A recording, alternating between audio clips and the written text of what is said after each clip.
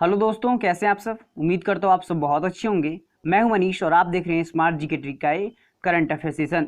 दोस्तों, आज है 3 अगस्त 2020 और आज से जुड़े जितने भी करंट अफेयर से क्वेश्चन बन सकते थे, जितने भी मोस्ट इंपॉर्टेंट क्वेश्चन बन सकते थे, मैंने सारे क्वेश्चन को इस वीडियो में डिस्कस करा है। तो अगर आप चाहते हैं कि आप 3 अगस्त 2020 के करंट अफेयर से, करंट न्यूज से अपडेटेड रहें, तो इस वीडियो में हमारे साथ लास्ट तक जरूर बने रहें। तो चलिए स्टार्ट करते हैं और देखते हैं पहला क्वेश्चन। बात करें पहले क्वेश्चन की, तो जो पहला क्वेश्चन है वो है, हाल ही में एसएन राजेश्वरी को किस इंश्योरेंस कंपनी के सीएमडी के रूप में नियुक्त किया गया है। ऑप्शन है पे LIC, oriental insurance, United India insurance या एचडीएफसी लाइफ इंश्योरेंस। तो इसमें जो सही और सटीक आंसर होगा वो होगा ओरिएंटल इंश्योरेंस। तो हाल ही में जो एसएन राजेश्वरी हैं उनको ओरिएंटल इंश्योरेंस कंपनी के सीएमडी के रूप में नियुक्त किया गया है। बात करें यहाँ पे एसएन राजेश्वरी की, तो ये अभी new India insurance company limited में महाप्रबंधक हैं, जिन्हें अब यहाँ इंश्योरेंस कंपनी यानी कि जो ओरिएंटल इंश्योरेंस कंपनी है उसके सीएमडी के रूप में नियुक्त कर लिया गया है। इसके बाद देखते हैं अगला क्वेश्चन। अगले क्वेश्चन की बात करें तो अगला जो क्वेश्चन है वो है, हाल ही में ब्रिक्स पर्यावरण मंत्रियों की छठी बैठक की अध्यक्षता किसने की है। ऑप्शन है पे रूस, ब्राजील, भारत या चीन। तो इसमें जो सही और सटीक आंसर होगा वो होगा रूस। तो हाल ही में जो ब्रिक्स पर्यावरण मंत्रियों की बैठक हुई, छठी बैठक हुई, उसकी अध्यक्षता रूस के द्वारा की गई। अब यहाँ पे बात करें ब्रिक्स की, तो इसका जो पूरा नाम है वो है ब्राजील, रूस, भारत, चीन और दक्षिण अफ्रीका। इसकी स्थापना 2006 में हुई और जब इसकी स्थापना हुई तब इसके जो सदस्य देश थे वो मात्र 4 थे, यानी कि ब्राजील, रूस, भारत और चीन। तब उस समय इसका नाम था ब्रिक, लेकिन 2010 में साउथ अफ्रीका भी इसमें शामिल हो गया, जिससे इसका नाम ब्रिक्स हुआ। अब यहाँ पे बात करें ब्रिक्स का उद्देश्य क्या है, तो अधिक अस्थायी, न्याय संगत और पारस्परिक रूप से लाभकारी विकास के लिए समूह के साथ साथ अलग अलग देशों के बीच सहयोग को व्यापक स्तर से आगे बढ़ाना इसका मकसद है, इसका उद्देश्य है। इसके बाद देखते हैं अगला क्वेश्चन। अगले क्वेश्चन की बात करें तो अगला जो क्वेश्चन है वो है, हाल ही में 2020 राष्ट्रीय पुरस्कार विजेता चयन समिति में किसे शामिल किया गया है। ऑप्शन यहाँ पे महेंद्र सिंह धोनी, वीरेंद्र सहवाग, विराट कोहली या सौरव गांगुली। तो इसमें जो सही और सटीक आंसर होगा वो होगा वीरेंद्र सहवाग। तो हाल ही में जो 2020 राष्ट्रीय खेल पुरस्कार विजेता चयन समिति है उसमें वीरेंद्र सहवाग को शामिल किया गया है। इसके बाद जो अगला क्वेश्चन है वो है, हाल ही में गुजरात पुलिस का नया महानिदेशक किसे नियुक्त किया गया है। ऑप्शन है पे अनुवृत मिश्रा, आशीष भाटिया, वरुण श्रीधर या हार्दिक सतीश चंद्र शाह। तो इसमें जो सही और सटीक आंसर होगा वो होगा आशीष भाटिया। तो आशीष भाटिया को हाल ही में गुजरात पुलिस का महानिदेशक के रूप में नियुक्त किया गया है। अब अगर बात की जाए आशीष भाटिया की, तो आशीष भाटिया 1985 बैच के गुजरात कैडर के आईपीएस अधिकारी हैं और अभी ये अहमदाबाद के पुलिस कमिश्नर थे, जिन्हें अब गुजरात पुलिस का महानिदेशक के रूप में नियुक्त कर लिया गया है। इसके बाद देखते हैं अगला क्वेश्चन। अगले क्वेश्चन की बात करें तो अगला जो क्वेश्चन है वो है, हाल ही में हमीद बांकायको किस देश के नए प्रधानमंत्री बने हैं। हाल ही में जो हमीद बांकायको हैं वो किस देश के प्रधानमंत्री बने हैं। ऑप्शन है पे सूडान, पेरू, आइवरी कोस्ट या श्रीलंका। इसमें जो सही और सटीक आंसर होगा वो होगा आइवरी कोस्ट। तो हाल ही में आइवरी कोस्ट के नए प्रधानमंत्री जो बने हैं वो बने हैं हमीद बांकायको। अब यहाँ पे बात करें आइवरी कोस्ट की, तो इसकी जो राजधानी है वो है यामोसुक्रो। ठीक है, यामोसुक्रो इसकी राजधानी है और एक अफ्रीकन कंट्री है। इसके बाद जो अगला क्वेश्चन है वो है, हाल ही में किस राज्य सरकार ने एक मास्क अनेक जिंदगी नामक जागरूकता अभियान शुरू करने की घोषणा की है। ऑप्शन है पे सिक्किम, मध्य प्रदेश, ओडिशा या आंध्र प्रदेश। तो इसमें जो सही और सटीक आंसर होगा वो होगा मध्य प्रदेश। तो हाल ही में मध्य प्रदेश सरकार ने एक मास्क अनेक जिंदगी नामक जागरूकता अभियान शुरू करने की घोषणा की है। अब यहाँ पे बात हुई है मध्य प्रदेश की, तो मध्य प्रदेश में अभी कुशल श्रमिकों के लिए रोजगार सेतु योजना स्टार्ट हुआ था।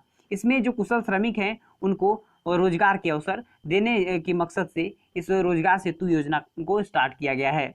और यहाँ पे अभी जीवन शक्ति योजना स्टार्ट हुआ है, जिसमें महिलाओं द्वारा मास्क बनाए जाएंगे और इसका जो प्राइस होगा एक मास्क का वो 11 रुपये रखा गया है। और साथ ही साथ यहाँ पे रोको टोको अभियान भी स्टार्ट हुआ था, जिसमें जो व्यक्ति घरों से मास्क पहनकर नहीं निकल रहे हैं उनको यहाँ पे रोका जाएगा और उनके बदले में क्या करा जाएगा, उन्हें मास्क दिया जाएगा। रोक के उन्हें क्या दिया जाएगा, मास्क दिया जाएगा और उसके बदले में उनसे 20 रुपये पैसे लिए जाएंगे, ठीक है। और जो ये मास्क होंगे वो जीवन शक्ति योजना के तहत जो महिलाएं मास्क बना रही है वो मास्क इन व्यक्ति को दिए जाएंगे। अब इससे क्या होगा कि जो जीवन शक्ति योजना के तहत जो महिलाएं मास्क बना रही है उनकी आर्थिक स्थिति बनी रहेगी, यानी कि कोविड-19 के जो कोरोना काल है इसमें उनकी जो आर्थिक स्थिति है वो मजबूत होगी। और साथ ही साथ मध्य प्रदेश के जो लोग हैं उनमें मास्क पहनने की हैबिट डेवलप होगी, जिससे कि कोविड-19 को हराने में यहाँ पे सफलता हासिल की जा सकती है। बात करें यहाँ पे मध्य प्रदेश की, तो मध्य प्रदेश की जो राजधानी है वो है भोपाल। यहाँ पे जो अभी सीएम है वो है शिवराज सिंह चौहान और यहाँ पे जो अभी गवर्नर थे जिनका हाल ही में निधन हो गया वो थे लालजी टंडन। और अभी यहाँ पे एडिशनल चार्ज मिला है उत्तर प्रदेश की राज्यपाल आनंदीबेन पटेल को। इसके बाद जो अगला क्वेश्चन है वो है हाल ही में किसे राज्यसभा की आचार समिति के अध्यक्ष के रूप में नियुक्त किया गया है। ऑप्शन यहाँ पे सुदीप बरिया, रमेश गर्ग, शिव प्रताप शुक्ला या अनुव्रत मिश्र। तो इसमें जो सही और सटीक आंसर होगा वो होगा शिव प्रताप शुक्ला। तो हाल ही में शिव प्रताप शुक्ला को राज्यसभा की आचार समिति के अध्यक्ष के रूप में नियुक्त किया गया है। अब हम बात करें आचार समिति की, तो जो आचार समिति है वो राज्यसभा के सदस्यों के आचरण और आचार संहिता के उल्लंघन से संबंधित शिकायतों की जांच करती है। भारतीय लोकतंत्र में संसद देश में जनता की सर्वोच्च प्रतिनिधि संस्था है, अतः जनप्रतिनिधियों का यह कर्तव्य है कि वे अपने आचरण से, अपने गरिमा से व्यक्तित्व का उदाहरण प्रस्तुत करें। लेकिन राजनीति में प्रतिस्पर्धा और भ्रष्टाचार बढ़ने के साथ साथ संसद और विधानसभाओं में हमें जो सांसद हैं और जो विधायक हैं उनके जो अनैतिक व्यवहार हैं वो देखने को मिल रहे हैं, जिस पर अंकुश लगाना जरूरी था। इस पर गहन विचार के बाद संसद में अन्य समितियों के साथ आचार समिति का भी गठन किया गया। इसके बाद देखते हैं अगला क्वेश्चन। अगले क्वेश्चन की बात करें तो अगला जो क्वेश्चन है वो है हाल ही में किस देश के पूर्व राष्ट्रपति ली तेंग हुई का निधन हुआ है। ऑप्शन है ताइवान, पेरू, साउथ कोरिया या भूटान। तो इसमें जो सही और सटीक आंसर होगा वो होगा ताइवान। तो हाल ही में जो ली तेंग हुई थे वो ताइवान के राष्ट्रपति थे, पूर्व राष्ट्रपति थे, जिनका हाल ही में निधन हो गया। अब हम पे बात करें ताइवान की, तो इसकी जो राजधानी है वो है ताइपे। यहाँ पे जो मुद्रा चलती है वो चलती है ताइवान डॉलर। और यहाँ के जो अभी राष्ट्रपति हैं वो हैं साई इंग वेन यहाँ के अभी राष्ट्रपति हैं। इसके बाद देखते हैं अगला क्वेश्चन। अगले क्वेश्चन की बात करें तो अगला जो क्वेश्चन है वो है हाल ही में किस मंत्रालय को स्कॉच गोल्ड अवार्ड से सम्मानित किया गया है। ऑप्शन यहाँ पे वित्त मंत्रालय, मानव संसाधन विकास मंत्रालय, कृषि मंत्रालय या जनजातीय कार्य मंत्रालय। तो इसमें जो सही और सटीक आंसर होगा वो होगा जनजातीय कार्य मंत्रालय को हाल ही में स्कॉच गोल्ड अवार्ड से सम्मानित किया गया है। अब हम बात करें कि जो स्कॉच गोल्ड से सम्मानित किया गया है वो भारत सरकार की जनजातीय कार्य मंत्रालय को डीबीटी के माध्यम से छात्रवृत्ति देने और आदिवासियों को सशक्त बनाने के लिए यह जो स्कॉच गोल्ड मिला है इस पर्पज से इन्हें दिया गया है। इसके बाद जो अगला क्वेश्चन है वो है हाल ही में किस मंत्रालय को स्कॉच गोल्ड अवार्ड से सम्मानित किया गया है। ऑप्शन यहाँ पे वित्त मंत्रालय, मानव संसाधन विकास मंत्रालय, कृषि मंत्रालय या जनजातीय कार्य मंत्रालय। तो इसमें जो सही और सटीक आंसर होगा वो होगा जनजातीय कार्य मंत्रालय को हाल ही में स्कॉच गोल्ड अवार्ड से सम्मानित किया गया है। भारत सरकार के जनजातीय कार्य मंत्रालय को डीबीटी के माध्यम से छात्रवृत्ति देने और आदिवासियों को सशक्त बनाने के लिए स्कॉच गोल्ड अवार्ड मिला है। इसके बाद जो अगला क्वेश्चन है वो है राष्ट्रीय शिक्षा नीति, ठीक है, यहाँ होगा शिक्षा। राष्ट्रीय शिक्षा नीति 2020 के तहत बनाए गए राष्ट्रीय मूल्यांकन केंद्र का क्या नाम है। ऑप्शन यहाँ पे उड़ान, फरक, ज्ञान या विश्लेषण। तो इसमें जो सही और सटीक आंसर होगा वो होगा फरक। तो हाल ही में जो राष्ट्रीय शिक्षा नीति 2020 है उसके तहत बनाए गए राष्ट्रीय मूल्यांकन केंद्र का नाम है फरक। फरक एक नया राष्ट्रीय मूल्यांकन केंद्र है जो स्कूल आधारित मूल्यांकन के लिए सभी छात्रों के रिपोर्ट कार्ड की नया रूप देने में क्या करेगा, इसकी मदद करेगा और उसको एक नया रूप देगा। इस रिपोर्ट कार्ड में अब बच्चा खुद ही अपना मूल्यांकन करेगा। इसके बाद देखते हैं अगला क्वेश्चन। अगले क्वेश्चन की बात करें तो अगला जो क्वेश्चन है वो है power finance corporation PFC smart grid technology के लिए किसके साथ समझौता किया है।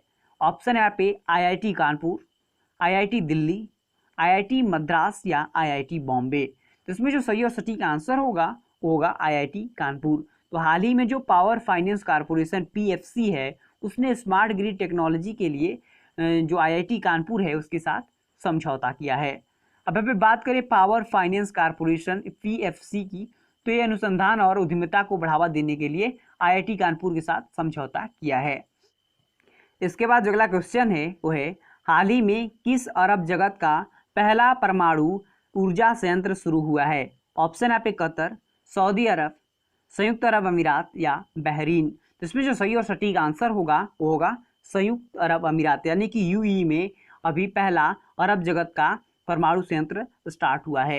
अब अभी बात करें UAE यानी कि संयुक्त अरब अमीरात की, तो इसकी राजधानी है अबू धाबी।